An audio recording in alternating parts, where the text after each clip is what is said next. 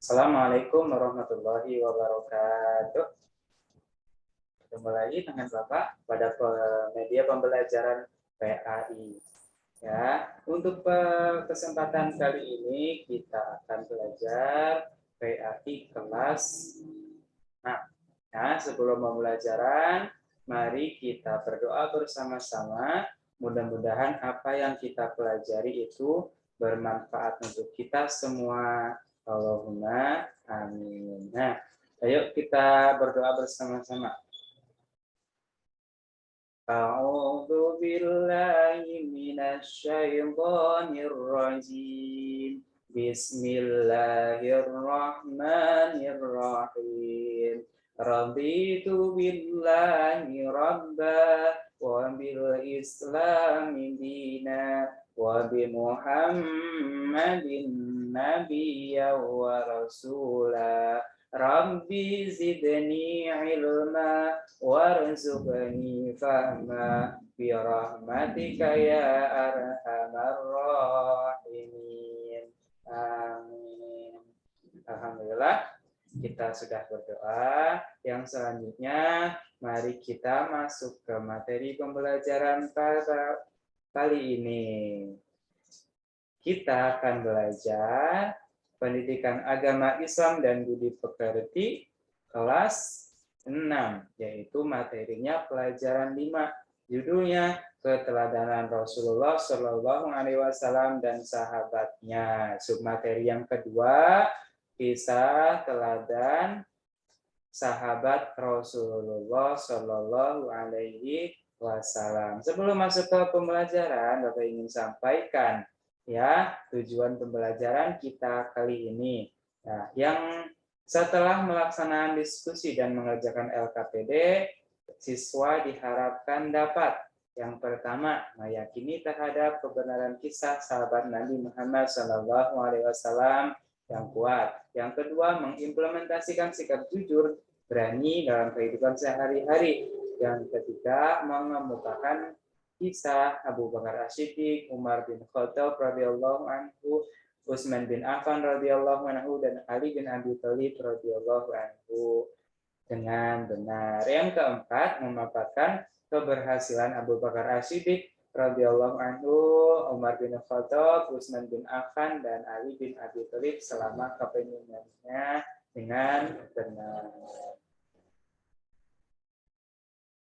Baik, kita langsung masuk ke poin yang pertama, yaitu kepemimpinan sahabat Rasul. Yang pertama yaitu Abu Bakar As-Siddiq. Nah, Abu Bakar As-Siddiq adalah khalifah pertama setelah Nabi Muhammad SAW wafat.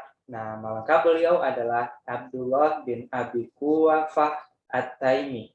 Nah, gelar As-Siddiq diberikan karena ia selalu membenarkan Nabi Muhammad SAW dalam berbagai peristiwa, terutama membenarkan peristiwa Isra Mi'raj. Ya, karena pada zaman itu masyarakat Mekah itu meragukan apa yang disampaikan oleh Nabi Muhammad SAW tentang Isra Mi'raj.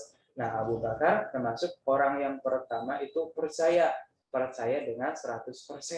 Ya, itu makanya beliau itu diberi gelar As-Siddiq. Dan dalam menentukan keputusan dalam kepemimpinannya, yaitu beliau selalu mengajak para sahabat untuk bermusyawarah. Ya, untuk kesejahteraan rakyatnya, beliau mendirikan Baitul Mal. Nah, Baitul Mal ini itu berfungsi untuk mengumpulkan zakat-zakat dan infak para sahabat. Nah, itu dikumpulkan lalu dikembalikan lagi kepada masyarakat yang membutuhkan. Baiklah, ya kita masuk ke sahabat Rasul yang kedua, yaitu Umar bin Khattab. Umar bin Khattab adalah khalifah kedua setelah Abu Bakar. Umar bin Khattab mempunyai nama lengkap Umar bin Khattab bin Abdul Uzza. Beliau seorang pemberani, jujur, adil, tegas, bijaksana, dan bertanggung jawab terhadap rakyatnya. Pada masa pemerintahannya, Umar bin Khattab itu dikenal sebagai pribadi yang sederhana, dan bertanggung jawab ya. Meskipun beliau pemberani ya, ditakuti oleh orang-orang, tapi beliau itu hidupnya sederhana ya dalam memimpin, tidak bermewah-mewahan, padahal beliau adalah pemimpin atau raja atau presiden bahasa kita sekarang ya. Tapi beliau tetap hidup sederhana. Selanjutnya, jasa Khalifah Umar bin Khattab yang saat ini kita rasakan adalah penetapan kalender Hijriyah atau penetapan tanggal 1 Muharram atau tahun baru Hijriyah. Nah, itu karena pada waktu Nabi masih hidup itu Islam itu belum punya kalender sendiri ya. Tahunnya masih menggunakan tahun di mana peristiwa-peristiwa besar pada waktu itu terjadi, seperti kelahiran Nabi ya, tahun gajah, karena dalam tahun itu terjadi peristiwa gajah. Itu makanya oleh Umar bin Khattab itu dimusyawarahkan dengan para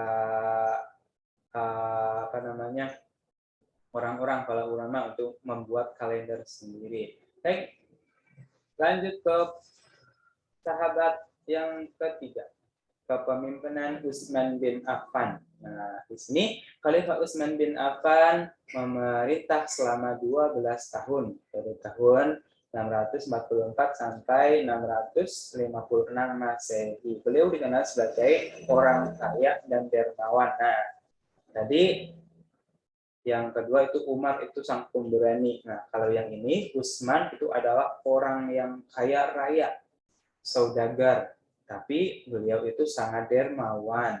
Nah, di masa pemerintahannya Utsman bin Affan melakukan kodifikasi, penyusunan atau pembukuan kitab Al-Qur'an karena beliau khawatir akan terjadinya perbedaan Al-Qur'an. Nah, Al-Qur'an yang kita kenal sampai saat ini itu adalah jasa beliau ya. Jasa beliau memushafkan Al-Qur'an yang tadinya itu ada yang ditulis di pelepah kurma, ada yang ditulis di batu, ada yang ditulis di kulit, dan lain sebagainya. Oleh beliau itu disempurnakan, dimushafkan, dibukukan, seperti yang kita kenal pada saat ini. Di samping itu, beliau juga merenovasi Masjid Nabawi di kota Madinah, dengan memperluas dan memperindah bentuknya. Sahabat yang keempat yaitu Ali bin Abi Thalib.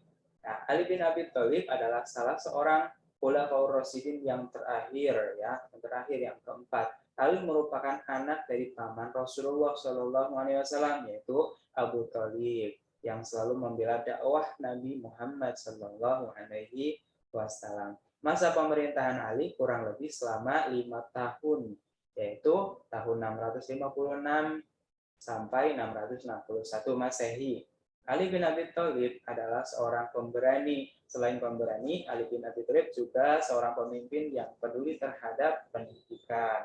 Sebagai contoh, beliau mendirikan beberapa madrasah untuk tempat belajar anak-anak. Dalam menjalankan roda pemerintahan, Ali bin Abi Thalib mengharuskan pegawainya jujur, taat, dan bertanggung jawab. Nah, itu semua adalah sahabat-sahabat Rasul yang paling dekat.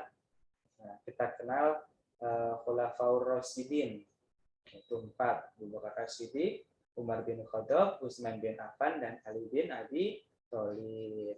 Nah, kesimpulan, Abu Bakar memiliki sifat lemah, lembut, sabar, pantang menyerah, berwibawa, dermawan, adil, bijaksana, serta suka bermusyawarah. Kalau Umar itu memiliki sifat cerdas, tegas, pemberani, berwibawa, sederhana, bijaksana, musyawarah, dan sangat mengutamakan kepentingan rakyat. Kalau Utsman bin Affan memiliki sifat santun, sabar, dermawan, adil, sederhana, dan sangat soleh. Kemudian yang keempat, Ali bin Abi Thalib memiliki sifat tegas, cerdas, adil, pandai, sabar, dan tabah, sangat membela kebenaran, sangat pemberani. Nah, itu pembelajaran kita pada kali ini ya. Kita tutup pembelajaran kita kali ini dengan membaca doa kafaratul majlis, doa penutup. Mari Subhanakallahumma wa bihamdika asyhadu an la ilaha illa anta astaghfiruka wa atubu ilaik. Rabbana atina fid dunya hasanah wa fil akhirati hasanatan wa qina adzabannar. Bi rahmatika ya arhamar rahimin. Bapak tutup. Assalamualaikum warahmatullahi wabarakatuh.